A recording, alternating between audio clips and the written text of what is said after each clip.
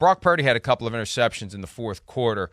This came from Josh Dubow of the AP. Brock Purdy is the first 49ers quarterback to throw 2 interceptions in the fourth quarter when the team was down by a score since Colin Kaepernick in the 2013 NFC title game. Wow. The 49ers lost to the Seahawks. You like that? The last time it happened in the regular season for the 49ers was Alex Smith, Week 9 of 2009 against the Titans. So it's been a while in a regular season game for a 49ers quarterback to throw a couple of picks while down by a score, because they had 2 opportunities. And let's look at that part of the game, because that's when the Vikings defense really was tested the most.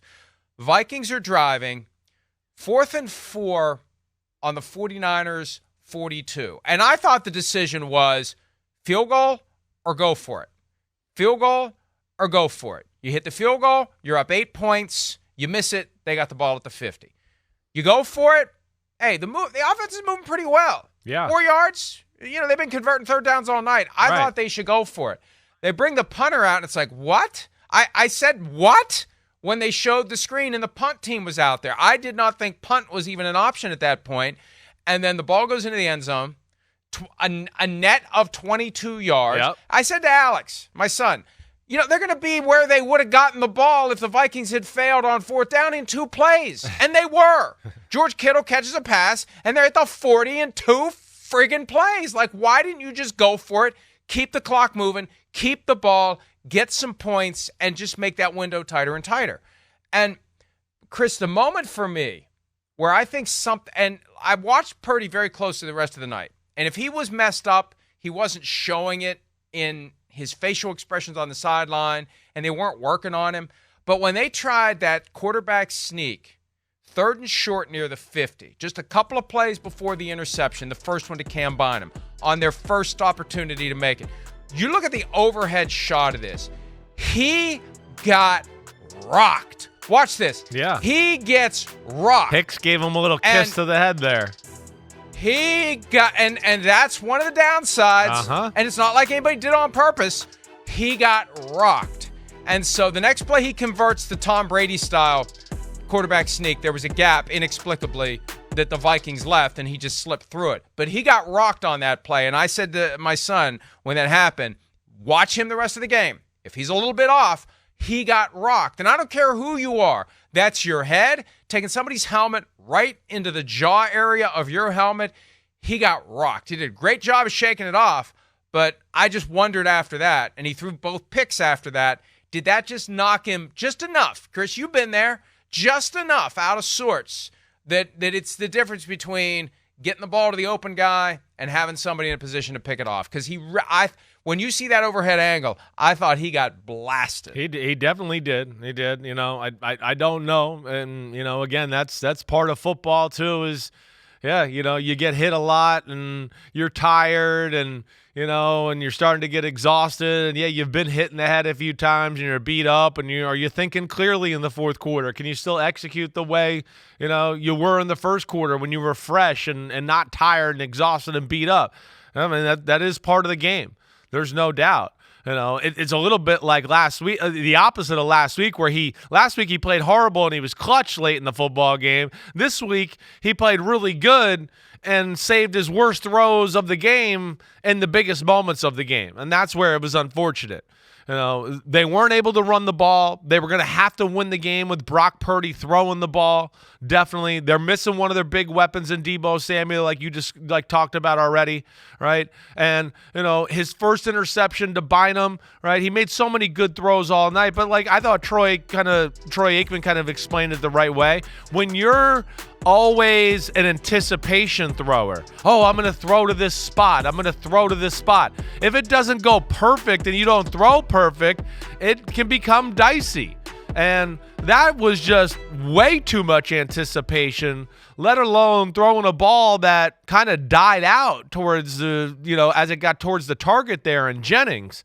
But yeah, unfortunate. And that's where, Mike, and again, Brock Purdy's really, really good. We know that. I mean, is he as good as everybody's trying to make him to be? I'm not ready to say that yet. But I know he's damn good, and they're damn dangerous with him at quarterback. But, him carrying the team with his right arm and drop back back pass moments like that, okay, where it's not like, hey, it's the second and third quarter and it's a big game and, oh, the run here and the reverse here and the screen here and it's all working good and I look good and, everybody's open. When we're talking about they know you're going to throw the ball and you got to throw the ball in the tight windows and big moments of the football game, I still think that's something we haven't seen Brock Purdy do a whole lot yet. They haven't had to since he's taken over. And that's where his arm strength does hurt him because he has to anticipate all the time. And moments like that, sometimes that type of route, you kind of want to see the guy get out of the break. And then you go, Mahomes, right? He's got great touch and anticipation, but he's also got a great feel of, wait, this is one I'm going to watch him break. And then when I see him break, zoom, there goes the laser, right? And that's a club that Brock Purdy doesn't have in his bag at all times, like some of the big-time QBs in the NFL. So that interception seemed to save the Vikings. They drive down. Greg Joseph misses a 50-yard field goal, and Brock Purdy and the 49ers get another opportunity. And that's when it's like, here. Yeah, right. Yeah, I was saying, they won't mess it up again. It was taking them a little while to get down the field, tick, tick, tick, tick, tick, but they were in position where they were going to have a few shots at the end zone the way it was going, and then came another throw that Cam Bynum was able to pick off. He had to dive for the first one. He jumped for the second one. And when Purdy let go of the ball, and this is why I love watching a game on TV, you don't know where the ball is going to go when the quarterback, you don't know who's there. It's that half second of, let's find out what's in this box. Right. And he throws it, a little across the body, and he's got that confidence that just oozes from the way that the ball comes out. But there's Cam Bynum, jumps up, makes the pick. Great play by him. And, last week, Purdy drove them in position to win the game. Yep. For everything that went wrong in Cleveland, it came down to Jake Moody missing a 41-yard field goal that he should have made. This time around, Purdy had two opportunities to take the ball all the way to pay dirt for what would have been a game-winning touchdown and 0 for 2. And that's why, and what makes this so stunning, what we've seen from the 49ers the last two games, they kicked this shit out of the Cowboys 15 days ago. We were ready to crown them. You want to crown them? Then crown their ass. And what happened? Like, I thought that I had finally understood where the 49ers were. We're going to leave no doubt. We're going to beat the hell out of everybody because we don't want any more of these close games. We don't want any more of these fluke outcomes. We don't want somebody coming back down 10 with 7 minutes left in the Super Bowl. We're going to kick your ass and kick your ass and kick your ass some more, and we're not going to let up, and we're going to try to win by 50 points if we can. And we've seen two very close games that, for different reasons, they weren't able to win. Missed field goal kept them from getting to 6-0, but last night, Purdy, two opportunities, unable to get the ball into the end zone. Credit to the Vikings defense, but, Chris, I go back to this, and everybody would love to do it. Let's beat everybody by 30 points so we're never sweating out a close game. But, I was thinking, hey, this may be a good opportunity for the 49ers to win a game in a spot like this. Yeah. Because, you may be in a spot like that against the Eagles in the playoffs. Sure, or the Lions in the playoffs or the Cowboys in the playoffs, and you can draw on your experience. Not a good outcome. Not the kind of experience you want to be drawing upon if you're in that spot again in the postseason against one of the NFC's great teams. No, you're right about that. And I think to the broader point of what you're asking with the 49ers, yeah, they came off a big win in the Cowboys. They played a defense that we know is damn good in Cleveland and gave them problems. They didn't play their best game. Cleveland made a few miraculous plays on the offensive side of the ball. There was a few penalties, right, that kind of went against the 49ers in that game, and they missed what we would say, again, a chip shot field goal for modern standards in the NFL as far as kicking field goals. They could have won that game. Last night, I think they came out with that ass-kicking mentality like you're talking about. Again, that's where you go back. It's the NFL. It ain't college football. It ain't like it's Georgia and, they're just, we're going to come out and we're going to steamroll this team 49-0 because we're the Georgia Bulldogs and we just got that much better players. So the NFL, it's, we talk about this a lot. The Vikings got a lot of studs in their team that they think, hey, we're awesome. I'm awesome. We're awesome. You rally together, give them a game plan, give them confidence. It doesn't matter. Pro NFL players go out. I don't care how good that team is. I'm the man. They pay me a lot of money. We're going to, come together tonight and whoop some ass together.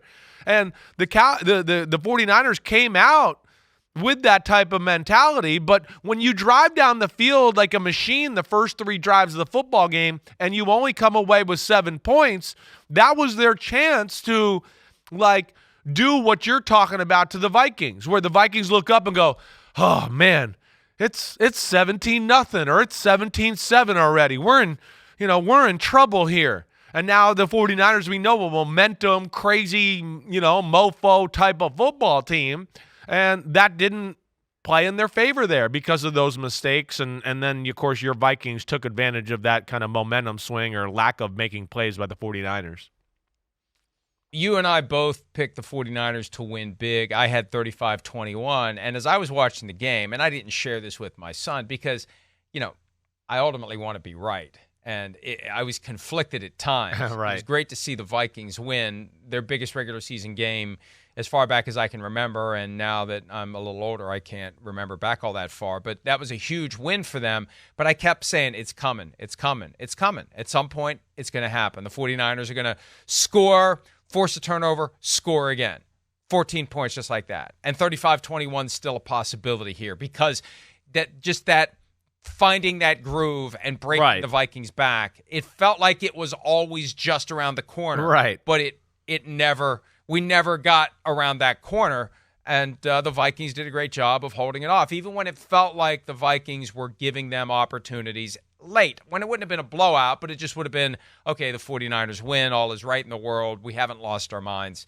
The end result was we all feel like we've lost our minds. I still don't believe what I saw. It's crazy. I'll probably watch it again today and tonight and tomorrow just to be 100% sure. He elected a Kirk Cousins. Something for today. For today, yes. Well, and look, I only react to what I see. And I get a kick out of the Vikings fans on Twitter who try to tell me how to be a Vikings fan. It's like, listen, punk.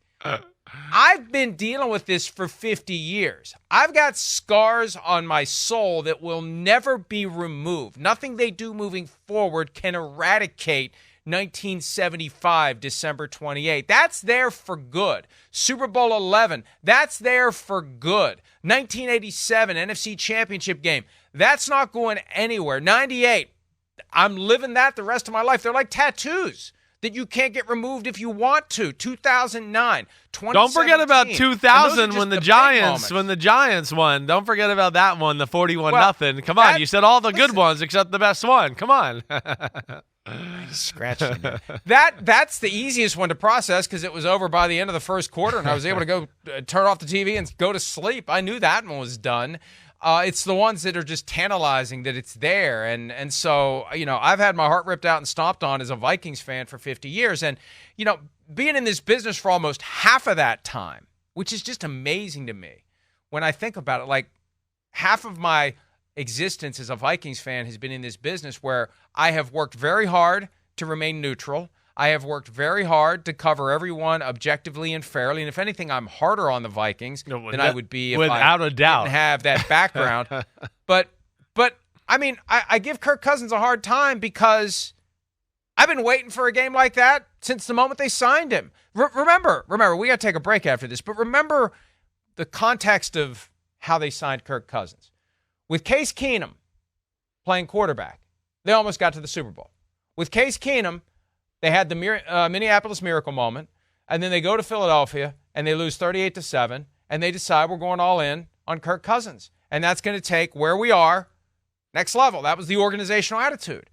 And here comes Kirk, and it's, good at 1 o'clock Eastern, prime time, big moment, big game. What's going on? Like, what's going on? Like, what's wrong with this guy? Like, why? Like, and so I've had the he loves him not because he has earned the moments where you love him not.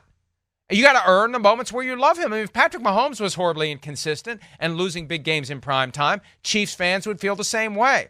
Your love and admiration and respect for a quarterback grows from moments like what we saw last night.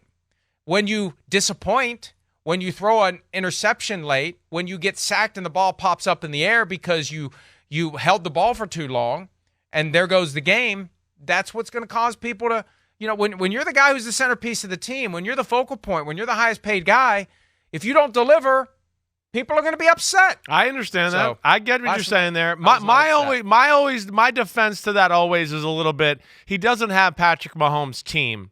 And a lot of these like primetime games, if people like, you know, they like to look at the stats, but if you look at a lot of the primetime games and we sat there and broke them down, you'd go, if you look at the two teams, they were the lesser team in the matchup, like almost always. So that's where it's a little like the context matters to a degree. I understand your point. I know that. And there's certainly moments where, yeah, compared to the star quarterbacks in the game and all that, you want more from Kirk Cousins. I get that too. But I do think, you know, there's the other side that's a little unfair to him at times just by looking at the numbers and just looking at the record. But Chris, look at what Mahomes has done without Tyreek Hill. And we talk about it all the time. The offense is sputtering. They finally didn't sputter because I think one of the things they've decided is if all we got is Kelsey, let's just use Kelsey. But last night, Cousins without Justin Jefferson, and there was a long stretch in the second half without Jordan Addison, and Brandon Powell's making all these catches. And there was a great catch that KJ Osborne almost made falling down when he hit the ground. The ball was dislodged on a key third down. I think it was right before that 4th and 4 play.